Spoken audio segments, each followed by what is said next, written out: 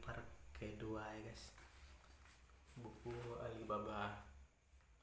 Bergeser cepat ke tanggal 6 Mei 2014 ketika Alibaba menyerahkan kualifikasi F1 kepada Komisi Sekuritas dan Bursa Amerika Serikat agar tercatat di pasar Amerika.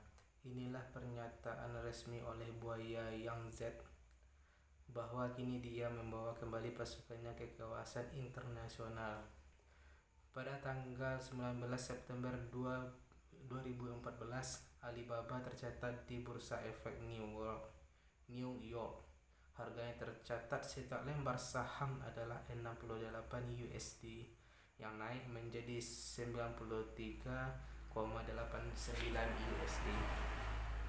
Pada penutupan pasar hari itu, nilai pasar total Alibaba mencapai 23,14 miliar USD, melampaui seluruh penduduk domestik bruto PDB salah satu provinsi menengah Tiongkok. Buaya itu sudah menjadi hiu yang pentasnya berpindah dari sungai Yangtze ke samudra luas dunia. Dia berani menantang pihak lain tetapi juga menjebol batas-batasannya sendiri dan mengubah dirinya sendiri. Inovasi rutin tetap merupakan prasyarat mutlak bagi eksistensi dan pertumbuhan keberlanjutan Alibaba. Masih ada pernyataan tersisa bagaimana Alibaba bisa menetapkan aturan permainan bagi Taobao dan Tmall dengan menyediakan layanan unggul sehingga perusahaan itu memastikan layanan platform yang mutlak diperlukan dalam kompetisi yang semakin sengit. Bagaimana dia bisa mendorong formasi pasar keuangan mikro yang membiayai aktivitas ekonomi akar rumput dan menciptakan layanan keuangan mikro yang terbuka, transparan, efisien, dan akuntabel. Bagaimana dia bisa membuka jalur sutra baru di era internet dan dengan demikian menyingkirkan jalan-jalan tradisional di mana perdagangan internasional menghalangi usaha-usaha kecil. Bagaimana Alibaba bisa mengatasi inefisiensi konvensional abad ke-20 ketika perusahaan-perusahaan tumbuh menjadi korporasi raksasa untuk memberi pemegang saham nilai real untuk harga saham yang realistis hari ini. Di samping untuk memuaskan harapan akan keuntungan besar jangka panjang, pertanyaan-pertanyaan ini adalah sesuatu yang harus dipertimbangkan Alibaba yang kini tercetak di bursa setiap hari. Sementara itu saya ingin tahu bagaimana perusahaan ini yang waktu itu disebut Alibaba beranjak dari sebuah tim 18 orang menjadi kekuatan raksasa seperti saat ini.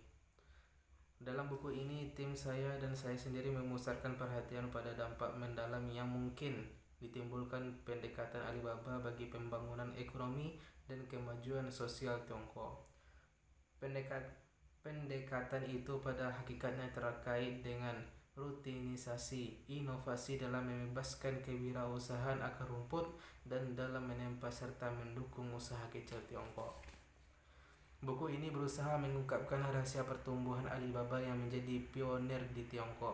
Inovasi rahasia yang terungkap adalah bagaimana Alibaba muncul dan berlari cepat memasuki pentas dunia. Jika Alibaba bisa makmur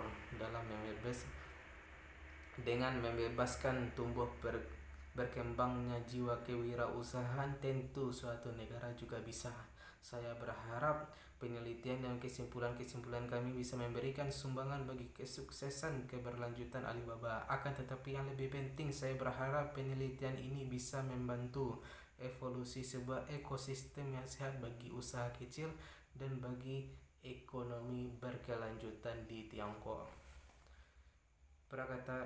Prakata penulis untuk edisi bahasa Inggris. Saya mulai menulis buku ini pada musim semi 2013 dan akhirnya diterbitkan dalam bahasa Cina pada November 2014. Kini saya takjub dan sangat senang bahwa buku ini diterbitkan dalam bahasa Inggris dan dalam beberapa bahasa lain. Bagaimanapun juga menulis buku merupakan proses yang lambat dibandingkan inovasi gerak cepat Alibaba. Diperlukan waktu 1 tahun bagi saya untuk mewawancarai banyak orang, mengunjungi para vendor Taobao, desa-desa Taobao, daerah-daerah Taobao, dan menghimpun informasi serta menatanya dalam kerangka tulisan. Selama waktu itu banyak perubahan terjadi.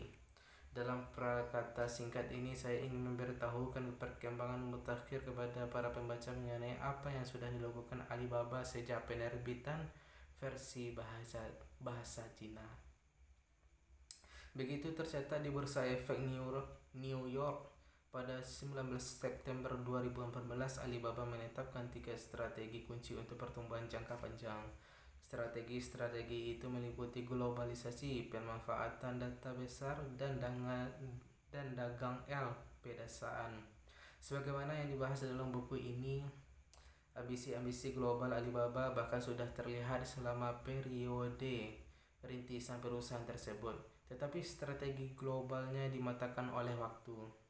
Seperti yang ditekankan Jack Ma, strateginya sekarang lebih berkaitan dengan dagang secara keseluruhan daripada dengan Alibaba saja. Slogan baru perusahaan adalah membeli dari dunia, menjual kepada dunia, yang merupakan salah satu ekspresi misi Alibaba, menjadikan mudah melakukan bisnis di mana-mana. Misi resmi ini membantu konsumen dan produsen tidak hanya di Tiongkok tetapi juga di seluruh dunia. Misi baru Alibaba adalah mengembangkan sebuah ekosistem kolaboratif terdiri dari banyak mitra internasional yang akan melayani 2 miliar konsumen dunia. Tujuannya adalah memiliki layanan logistis global yang memungkinkan pengantaran 72 jam dalam dekade mendatang. Sejauh ini ekosistem ini meliputi 4 platform: AliExpress.com, Alibaba.com, Alipay Epas, dan Tmall. 2 platform yang pertama dimasukkan untuk memungkinkan ekspor Tiongkok ke seluruh dunia, AliExpress untuk eseran dan Alibaba.com untuk grosir. Sedangkan 2 platform setelahnya dimasukkan untuk memudahkan para eksportir asing melakukan bisnis di Tiongkok. Alipay Epas diciptakan untuk memungkinkan pembayaran lintas batas, dan Tmall untuk memungkinkan impor ke Tiongkok produk-produk yang dihasilkan di seluruh dunia. Salah satu contoh bagusnya adalah kesuksesan Costco menjual 3.000 ton buah kering dan kacang ke Tiongkok selama festival belanja sehari 11 November 2014. Disebabkan volume penjualan yang mencengangkan, Costco kemudian dengan cepat memutuskan untuk membuka 2 toko di Tiongkok setelah 15 tahun uji tuntas jangka panjang dan ketidakjelasan. Alibaba yakin bahwa daya saing sebuah entitas akan semakin banyak ditentukan oleh tingkat komputasinya, entah entitas itu adalah negara, bisnis, sekolah, atau bahkan perorangan. Alibaba berharap mengubah bisnisnya sendiri, dalam hal ini melalui AliCloud yang kokoh, dan berharap membantu Tiongkok beralih dari teknologi informasi menuju teknologi data. AliCloud sudah menjadi mesin perkasa, memiliki kapasitas pendukung 17 juta orang mengakses situs web Alibaba setiap saat. Pada 11 November 2014, AliCloud memungkinkan tercatatnya transaksi senilai 9,3 USD atau setara 57,1 miliar RMB dihitung dengan kurs yang berlaku pada 3 Agustus 2015. Selama festival belanja 11 November, volume dagang Alibaba melebihi volume gabungan Amazon dan eBay di Amerika Serikat. Perusahaan itu mencapai 80% dengan dagang Tiongkok. Presiden AliCloud menjanjikan AliCloud didedikasikan untuk bertindak sebagai sebuah jaringan publik yang melayani berjuta-juta perusahaan inovatif berskala kecil dan menengah. Di samping usaha-usaha rintisan individual, Alibaba sedang menggenjot upaya menjangkau usaha-usaha besar. Pada Oktober 2014, Alibaba mengumumkan sebuah prakarsa untuk mempromosikan bisnis dagang pedesaan pada platform Taobao dengan perkiraan investasi 1,6 miliar USD, 10 miliar RMB selama 3 hingga 5 tahun. Rencana itu disiapkan untuk 1.000 pusat operasi dagang di tingkat daerah dan 10.000 stasiun layanan dagang di tingkat desa. Masing-masing stasiun melibatkan 5 jenis infrastruktur yang berbeda. Sebuah pusat desa, sebuah kabel jaringan khusus, seperangkat komputer, sebuah layar super lebar, dan sekelompok teknisi terlatih. Tujuannya adalah membawa suatu bentuk jual beli modern ke kawasan pedesaan terbelakangan yang hingga saat ini tidak memiliki layanan retail yang memadai. Tujuannya adalah melayani kebutuhan belanja sehari-hari penduduk perdesaan Tiongkok. Saya sudah mengunjungi banyak desa dan daerah Taobao dan melihat rencana itu berjalan. Baru-baru ini saya mengunjungi 2 desa Taobao di daerah Linan di provinsi Zhejiang, di mana saya menyaksikan dampak yang membawa prakarsa ini. Desa Masio, Desa Kuda Meringki, terletak di sebuah kawasan pegunungan Zhejiang. Sangat sedikit lahan yang bisa ditanami karena topografi yang hanya memiliki 5% tanah yang rata.